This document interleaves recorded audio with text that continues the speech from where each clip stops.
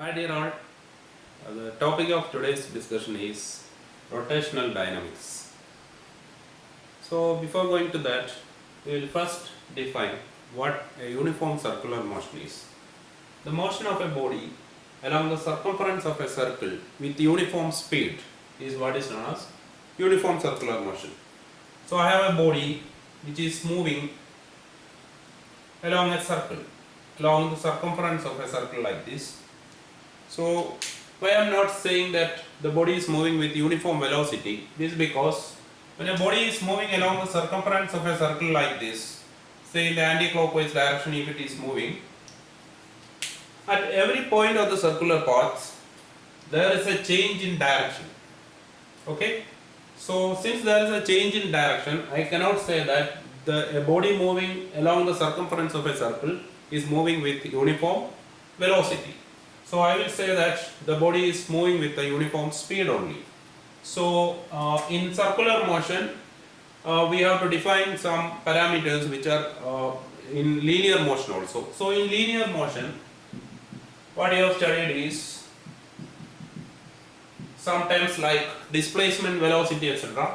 So for example, if I am considering a body which is moving from a point A to another point B in a definite direction, I can call this distance AB as displacement because it is in a specific direction, and if the time taken for this travel is t, I can call this linear velocity, I can define as displacement divided by time. So similar terms can be coming in circular motion also. So for this I am considering a circular path along which a body is moving. So this is the center of the circular path. I am taking a particular point A here. So the body is moving like this. Let at a particular point of time the body is at this point A and this is traveling from A to say another point B here. And let the time taken for this travel is a very small interval of time, delta t. So this straight line AB I am drawing, or the arc AB, I can say that it is equivalent to this one, that is linear displacement. So if I want to define some other displacement, I can connect the initial position of the body A to the center of the circular path and also the final position. So this is the initial position, this is the final position. So I am drawing straight lines connecting the initial and final positions of the body.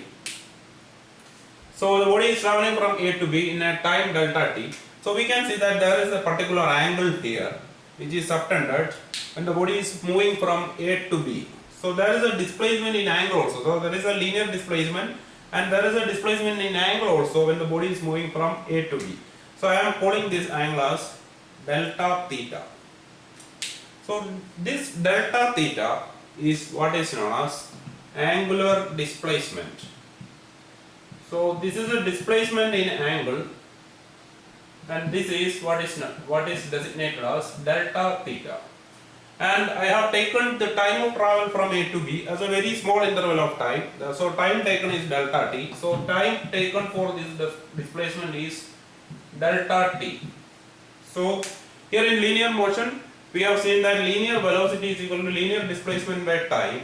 So I can define something which is called angular velocity here, which is analogous to this angular displacement. So I can write angular velocity.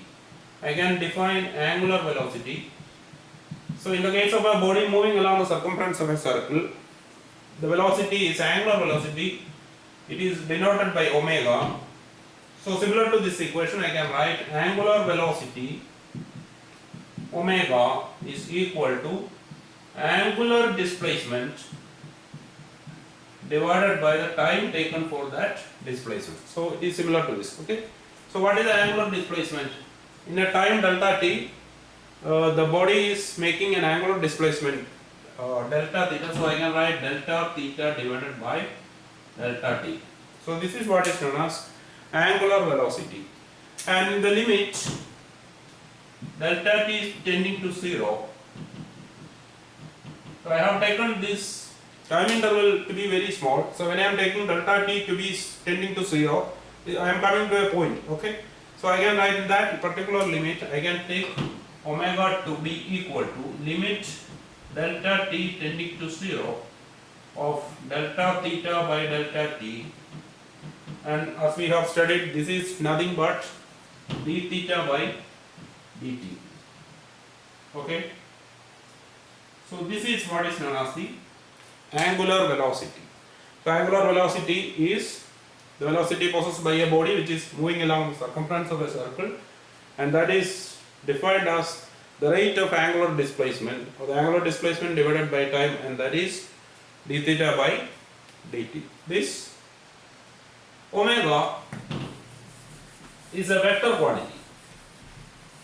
So as we know, vector quantities are quantities having magnitude and direction. So this, what is the direction of this omega?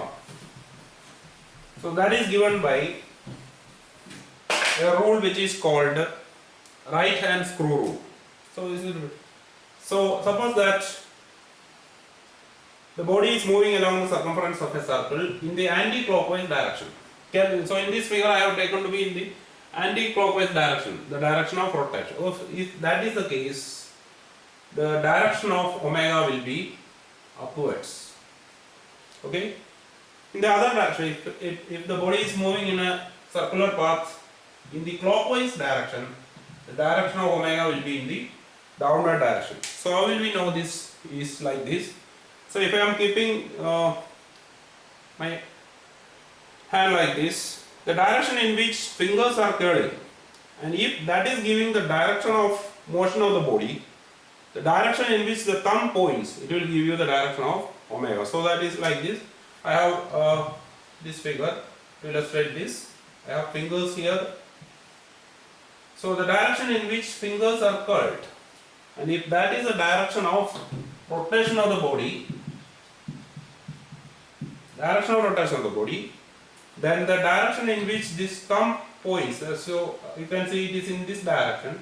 So this will give you the direction of omega, which is similar to this figure. So this is what is known as right hand screw rule. So if it is the opposite direction, it's like this, it will be in the downward direction. So this is similar to this figure. Okay, so omega is a vector quantity, and this direction is given by right hand screw rule.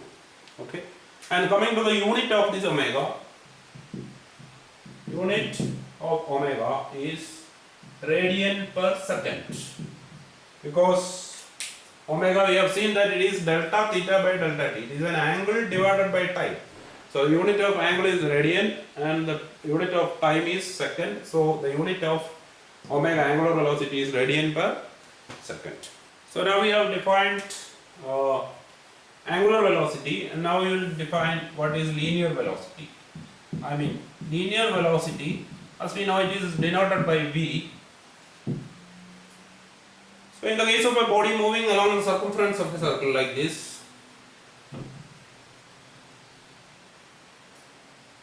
so I already told this is the center of the circle. Oh, this is the initial position of the body, and from this point A, the body is moving to another point B. The same figure which I have drawn earlier. So the angle subtended here, or the displacement in angle, is delta theta, and this has happened in a time interval delta t. This is what we have seen. Okay. So what is linear velocity? Linear velocity, if you want to take linear velocity, I have to take linear displacement. So what is the linear displacement here? I can say that linear displacement here is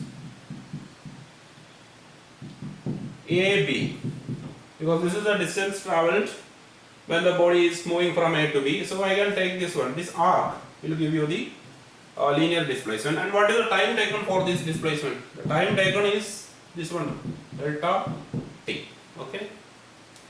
So this linear velocity v should be AB divided by t. Okay. If I am taking the radius of this circular path to be r, I have the relation connecting arc, radius and angulars. You might have studied this relation. Angle is equal to arc divided by radius. Okay, so angle, this angle delta theta, I can take it to be arc by, that is AB divided by R. So what is AB? Then AB is cross multiplying, it is R delta theta. Okay, now you can take this to here, that is V is equal to AB by T, and that is nothing but R delta theta by delta T. Okay, and we have already defined delta theta by delta T, that is omega. So I have already defined delta theta by delta T as omega, which is nothing but angular velocity. So I can take here, so that is V is equal to R into omega. So what is this relation? Here on the left hand side I have a linear velocity, on the right hand side I have angular velocity. So this is a relation connecting. R is a constant. So if you have a particular circular path, this R is a constant. So I can say that linear velocity is equal to radius of the circular path into angular velocity. So this is a relationship between, so this gives you a relationship between linear velocity and angular velocity. Linear velocity is equal to radius of the circular path into angular velocity. Okay. Then we can have other parameters like angular acceleration.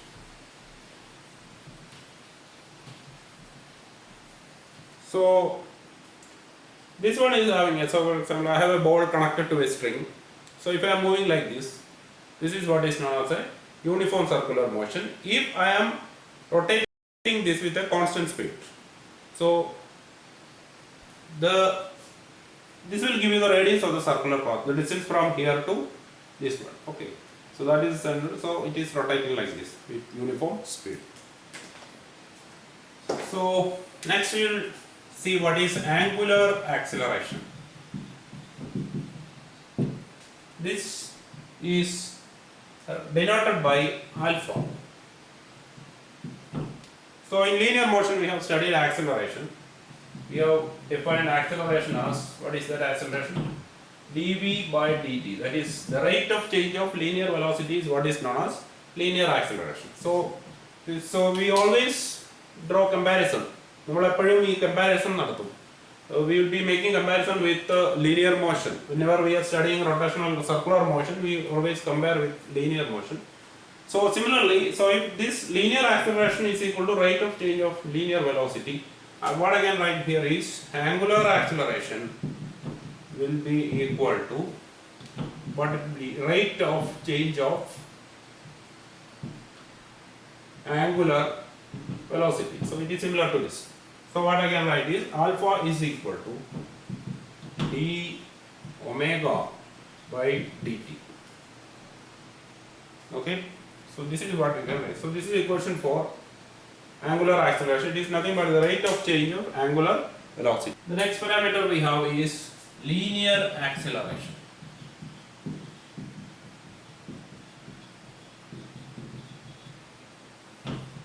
So we have seen that there is a linear velocity for a body moving in circular motion, and also linear velocity, angular velocity. We have also seen angular acceleration, and now we have linear acceleration. So how we should take linear acceleration?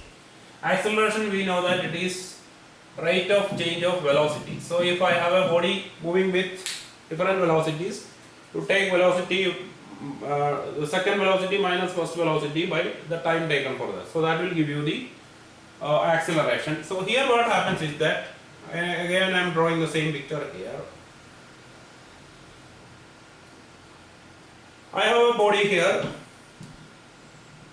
A, it has travelled from A to B in a time interval delta t. This is the angular displacement. So what is the direction of, we have seen the direction of omega here. What is the direction of linear velocity here? So we have defined this linear displacement as AB and all that. So you can say that the direction of linear velocity at any point is given by the tangent at that point. So if the body is here, the direction of velocity will be like this along the tangent. So if the body is moving like this in the anti-clockwise direction, at this point the linear velocity will be having a direction like this. So I will mark this as VA, that is linear velocity of the body at this point A, and here what will be the direction? Along the tangent of the circular path like this. So this will be the direction of VB. So whatever be the direction, whatever be the point that we have taken, at that point the direction of linear velocity will be along the tangent. For example, if I am considering like this, so if I am rotating this body like this, if the string is broken at this point, so it is rotated like this. At a particular point, if the string is broken, suppose that at this point of rotation the string is broken, the ball will be going away in this direction. So at that direction of tangent, direction along the tangent. So if the ball is coming to this point and then the string is broken, it will be going in this direction. So whatever be the point at which this string is broken, it will be flying in a direction which is tangential to that point. So that is the result. So I have taken here VA, which is the linear velocity at the point A, VB, the direction at the point B.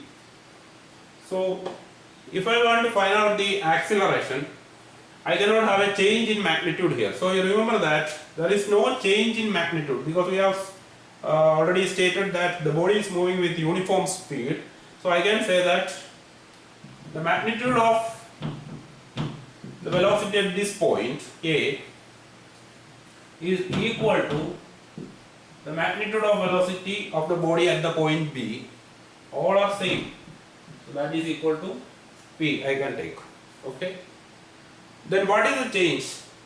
The change is not in magnitude, but the change is in direction only.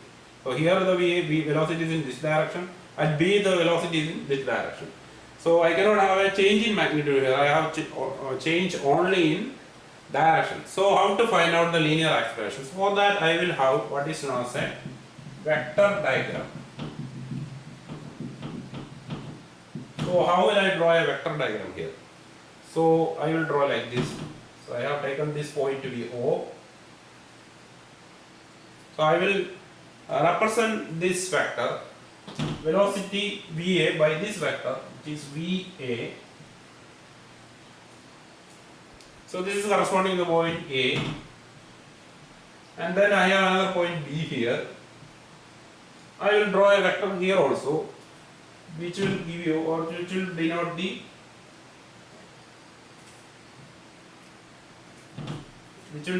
point B, velocity vector VB here.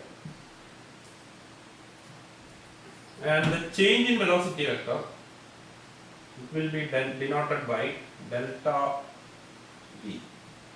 So this is how you draw a vector diagram. So this is center, this is the point A, this is the point B.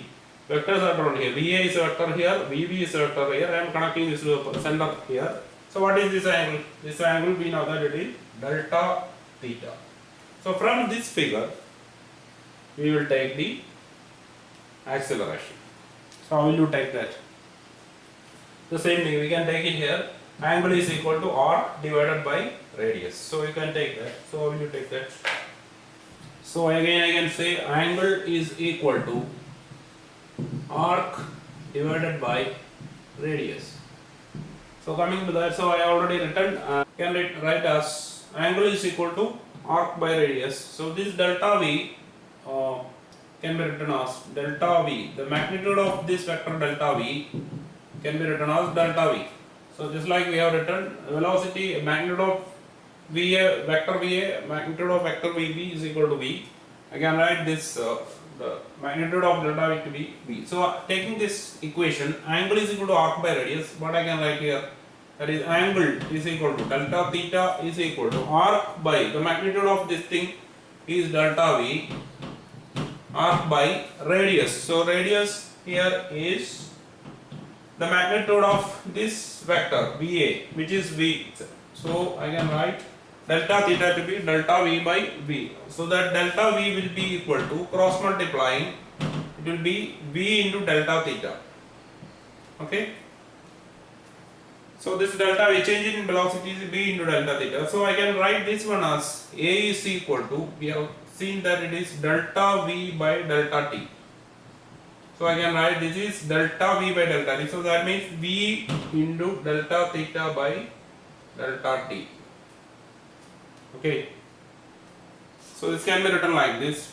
Delta theta by delta T we have already defined, that is omega. So we have delta theta by delta T defined as the angular velocity omega. So I can write A as V omega. So linear acceleration is equal to linear velocity into angular velocity. So this is what we are getting here. So I can write here A is equal to V omega.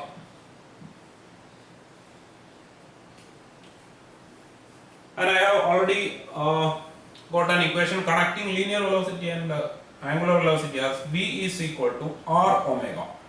So putting it here, A is equal to V, instead of here I will write R omega into omega. So it will be A is equal to R omega squared. So this is another equation.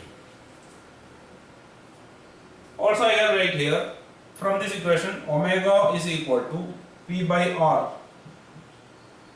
So I can substitute it here. Instead of this omega here, I can put V by R. So what will get is A is equal to V into, instead of omega I will put V by R. So that will give you V squared by R. So I can write A is equal to V squared by R. So there are three alternate equations, that is linear acceleration connecting this one, and linear acceleration is equal to angular linear velocity into angular velocity. Linear acceleration is equal to radius of the circular path into square of the angular velocity. Then also linear acceleration is equal to square of the linear velocity divided by radius of the circular path. So this acceleration produced is in a direction which is perpendicular to the direction of velocity of the particle. Okay. So where is the velocity of the particle? Direction of velocity of the particle is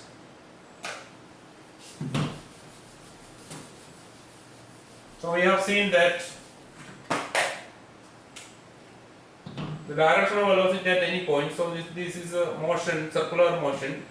At this point, if I am taking, the direction of velocity will be in this direction. Okay. So if I am taking a particular point here, the direction of velocity will be in this direction. So this acceleration will be in a direction which is perpendicular to the direction of velocity. So acceleration will be in a direction which is perpendicular to the direction of V. So what will be the direction? So this acceleration will be acting like this along the radius towards the center of the circular path. So this is the direction of the linear acceleration. You might be remembering that we have studied what is called centripetal acceleration. So what is centripetal acceleration? This is the centripetal acceleration because it is acting in a direction perpendicular to velocity. It is in a direction which is along the radius towards the center. This means centripetal, the word meaning is center seeking. So it is an acceleration which is always seeking the center of the circular path. So that is why we are calling it as centripetal acceleration. This equation may be familiar to you. Acceleration is equal to V squared by R. So we have studied earlier in your plus 2 classes. Force is equal to ma. That is, if I am taking this acceleration to be V squared by R, I can take this force acting in towards the center as m V squared by R. So this is a very famous equation which will give you a force which is called the centripetal force. Okay. So that is the acceleration is V squared by R. So that is what we are getting in here. Okay. So similar to what we have taken in the case of angular velocity, we can take the limit here. In the limit, when delta t is tending to 0,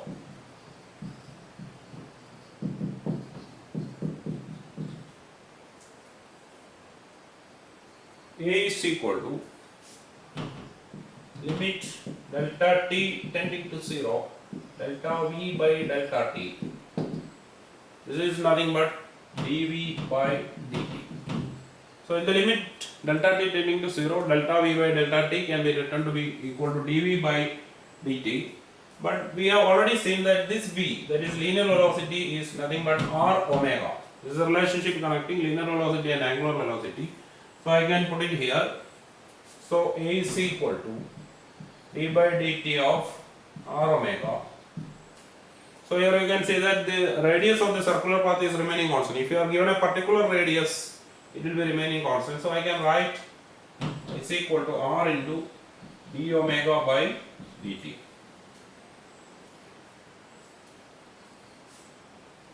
So what is d omega by dt? This is rate of change of angular velocity with time. Rate of change of angular velocity. So rate of change of angle d omega by dt we have already defined as it is alpha. What is alpha? Alpha is angular acceleration. Because angular acceleration is rate of change of angular velocity. So I can put it here. A is equal to r into, this one is alpha, r alpha. So this is what you get. So linear acceleration is equal to radius of the circular path into the angular acceleration. Just like we said, this we have already defined as v is equal to r omega. So this is the relationship between linear velocity and angular velocity. Linear velocity is equal to radius of the circular path into angular velocity. Linear acceleration is equal to radius of the circular path into angular acceleration. So our next topic is angular momentum of a particle, which is denoted by the letter J.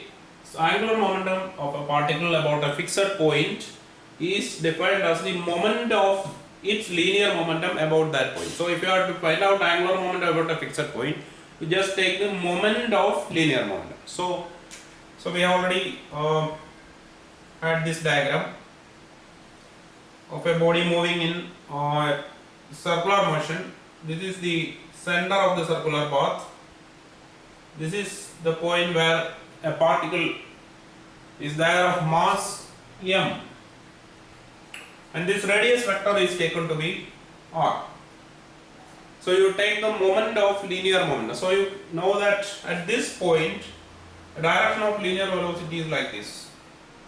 So this is the direction of linear velocity. We have already seen that. So if I take the linear momentum, that can be written as P is equal to m into this one b. Okay. So this is a vector quantity. This is a vector quantity. This is a scalar quantity. So that is why I haven't put that vector sign here. So this is measured. Angular momentum is measured by the vector product of r and this one, the momentum vector. Okay, cross product of r and p. So that is the vector product of linear momentum and the radius vector, that is the vector distance r from a fixed point. So if I am taking this as a point, this is r, so that is the radius vector, so that is given by this one. So we know that p is equal to m, so I can write r cross mv. So this is a vector quantity. Angular momentum is a vector quantity, so it will have a magnitude as well as direction. So what is the direction of this angular momentum? So that is again given by the rule which we have seen earlier. So if I have the rotation, direction of rotation is given in this direction, anti-clockwise, then I can say that angular momentum is having a direction like this. So this is the direction of rotation of the body. If so, the angular momentum will be like this. So like this. So if the body is rotating like this, so what will be the direction of angular momentum? It will be upwards. Okay. So that is given by, so if it is in the opposite direction, it will be in the downward direction like this. If the body is rotating like this, it will be in the downward direction.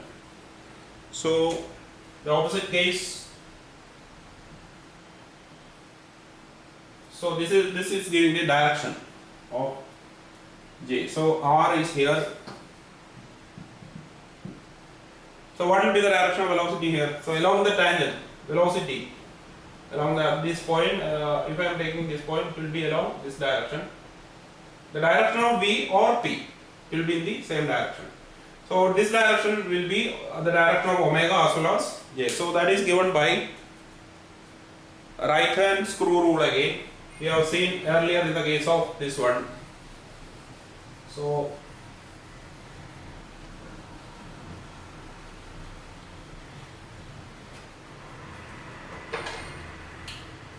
I have this right hand screw rule. I have a thumb here, fingers are pointing in this direction. So if the direction in which fingers are curled, so fingers are curled in this direction. So if that is the direction of rotation, what will give you the direction of angular momentum? So this the direction in which thumb is pointing. So that will be obviously in this direction. So that will give you the direction of J. So we know that it will also give the direction of omega. Okay.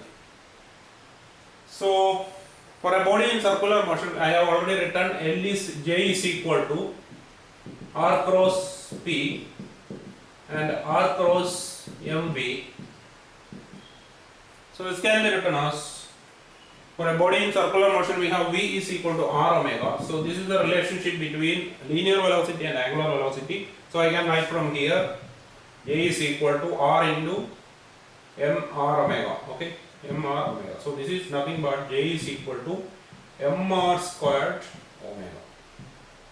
So this is the expression for angular momentum of a particle. So if I have a particle of mass m moving in a circular path of radius r with an angular velocity omega, the angular momentum of the particle is given by mr squared omega.